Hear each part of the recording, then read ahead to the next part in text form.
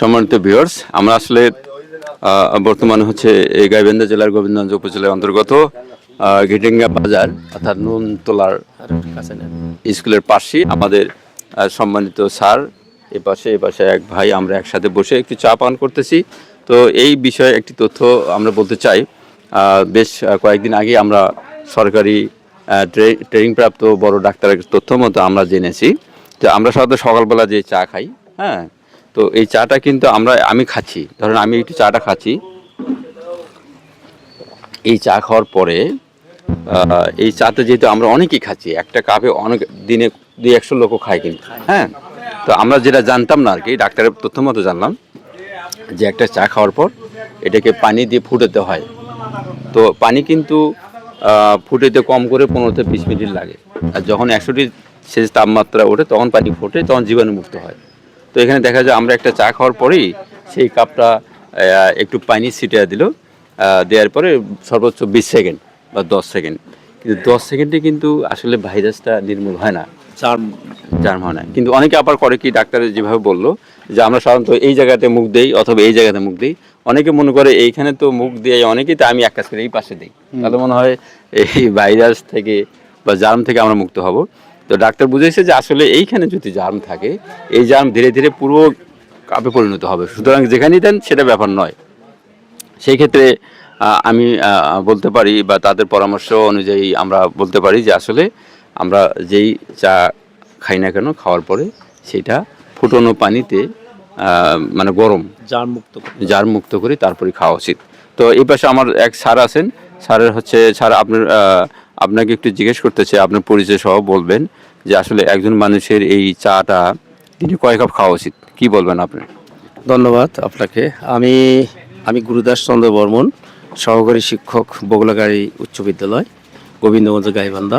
আর আমি বর্তমানে আমার বাজারে আছি, বাড়ির পাশে যে বাজার গিটাঙ্গা হাট, এবং পাশে বিখ্যাত একটা চার দোকান। এটাও খুব বাজারের ভেতর না, আমি মনে করি যে এই অত্র এলাকার ভেতর বড় একটা চায়ের দোকান, সুনাম আছে।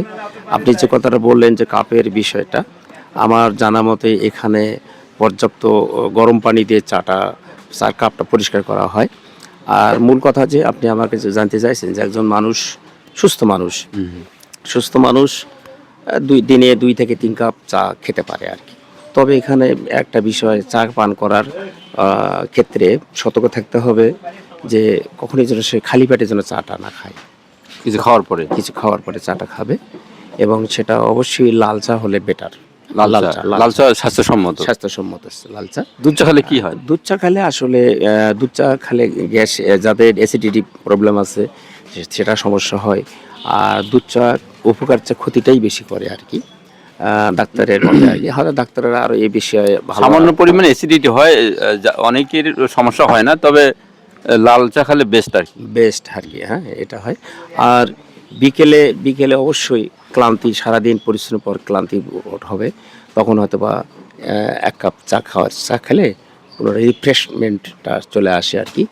আর আমি এখানে সাজেস্ট করব যে কেউ একজন সুস্থ মানুষ যে রাত 8টা বা শোয়ার আগে কখনো যেন সে চা না খায়, এবং যদি পারতপক্ষে যে সন্ধ্যার পরই আর চাটা যেন আর না খালে হবে কি, যে অনেক ডাক্তারই সাজেস্ট করে যে রাতে চাটা খেলে ঘুমের ডিস্টার্ব হয়।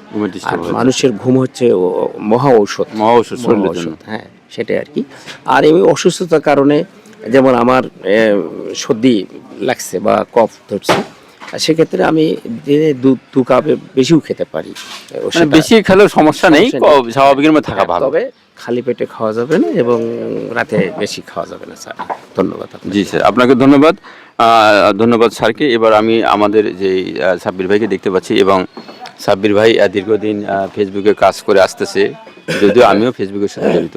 বর্তমানে আসলে সাব্বির ভাই জিজ্ঞেস করতে চাই যে আসলে অসংখ্য কন্টেন্ট ক্রিয়েটর, হ্যাঁ, তাই এখন যে পরিমাণ কন্টেন্ট ক্রিয়েটর, আসলে ফেসবুকের যে আপনি একটু ধারণা দেবেন, আসলে ফেসবুকে কি বর্তমানে কোনো ইনকাম আছে কিনা, এই ব্যাপারে একটু কি বলবেন, কি বলা যায়?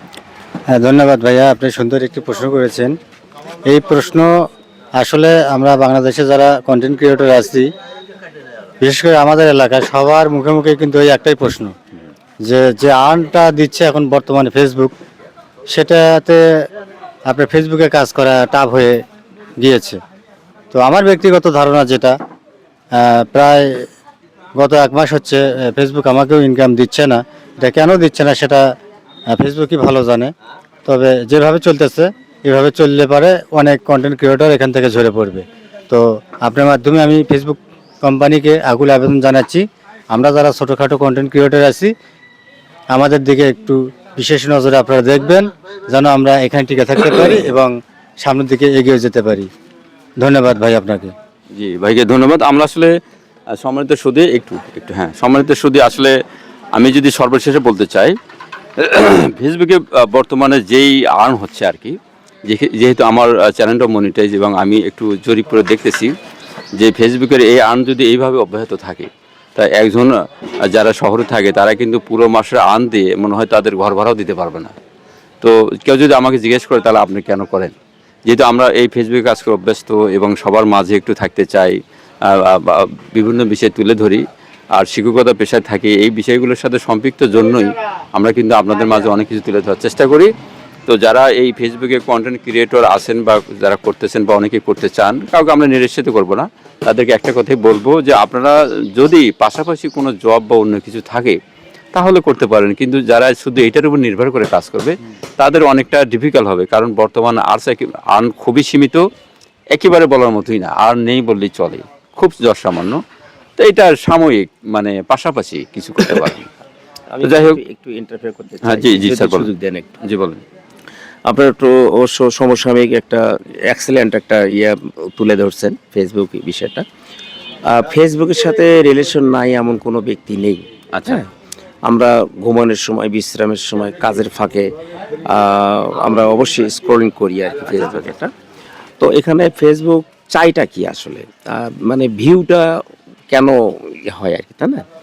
তো আসলে আমি মনে করি এই যে, আমি যদিও ক্রিয়েটার না, আমি চাই যে প্রত্যেকটা ক্রিয়েটরই ফেসবুকে প্রেজেন্টেশন করবেন, সেটার জন্য ভিউটা যেন ভালো থাকে। হ্যাঁ, যেখান থেকে আমি তুলছি সেই প্রাকৃতিক দৃশ্যটা যেন ভালো থাকে, এক আর্টিফিশিয়াল যেন না হয়, নর্মালি যেন ইয়েটা হয়, ন্যাচারালি হয়। আর একটা বিষয় হচ্ছে যে আমরা ফেসবুকে শিক্ষার মাধ্যম হিসেবে চাই আর কি, যারা ফেসবুক চালাই বা দেখি, আমরা চাই মানে একটা শিক্ষার মাধ্যম। হয়তো বা দেখা যাচ্ছে আমি একটা দর্শনীয় স্থান যেতে পারছি না, সেখানে দেখলাম, কিংবা একটা শহরের লোক যদি মনে করে যে একটা কৃষিক্ষেত ভালোভাবে দেখেনি, কৃষিক্ষেতটা কীভাবে ফসল উৎপাদন করে সেটা একটা বিষয়, বা প্রকৃতির সাথে নিবিড় সম্পর্ক যে মানুষের আছে, সেই নিবিড় সম্পর্কগুলো তুলে ধরলে তাহলে বিভিন্ন শ্রেণীর লোকজন দেখতে পাবে। আমার মনে হয় সেক্ষেত্রে ভিউটা বেশি বাড়বে, অনেকেই বিষয়গুলো শিখতে পারবে, জানতে পারবে। হ্যাঁ, এই আর কি। আমি সেই সাথে অনুরোধ করব আপনারা প্রকৃতির সাথে মিশে যান। ধন্যবাদ স্যারকে, খুব সুন্দর কথা বলেছেন। আসলে যে আমরা যারা কন্টেন্ট ক্রিয়েটর, তারা যদি আমরা প্রতিনিয়ত এমন কিছু উপস্থাপন, এমন কিছু দেখানোর চেষ্টা করব যেখান থেকে মানুষ কিছু শিখবে, মানুষ কিছু উপকৃত হবে, যেটা অনেক দূরে যায় শিখতে হবে, সেটা যদি মোবাইল থেকে শিখতে পারে তার জন্য সেটা পজিটিভ। এইরকম ভালো ভালো কিছু তুলে ধরলে কিন্তু সমাজে ভালো কিছু ছড়িয়ে দিতে পারলে তারা উপকৃত হবে, তারা সাজেস্ট করবে তাদের এই ছেলে মেয়ে, বর্তমান যে ভবিষ্যৎ প্রজন্ম যারা, তারা যেন পজিটিভ নিয়ে এগিয়ে যেতে পারে। অনেকে দেখা যায় যে ফেসবুকে খারাপ ছবি দেয় বা নেগেটিভ কিছু দেয়, যেগুলো দেখে নতুন প্রজন্মের মেধায় কিন্তু এগুলো ঢুকে যায়। সুতরাং এগুলো থেকে যদি আমরা বিরত থেকে ভালো কিছু দেই, যেখান থেকে সবাই হচ্ছে পজিটিভ হবে। যাই হোক, আমরা আজকের আলোচনা থেকে যদি আপনি মনে করেন যে কিছু শিখতে পেরেছেন বা ভালো লেগেছে, তাহলে লাইক শেয়ার দিয়ে আমাদের পাশেই থাকবেন এবং গঠনমূলক কমেন্টের মাধ্যমে আমাদের উৎসাহিত করবেন। আমরা আপনাদের মাঝেই আছি, থাকার চেষ্টা করব, ভালো ভালো বিষয় তুলে ধরবো। সবাইকে ধন্যবাদ, ভালো থাকবেন সবাই। আসসালামু আলাইকুম রহমতুল্লাহি ওয়া বারাকাতুহু।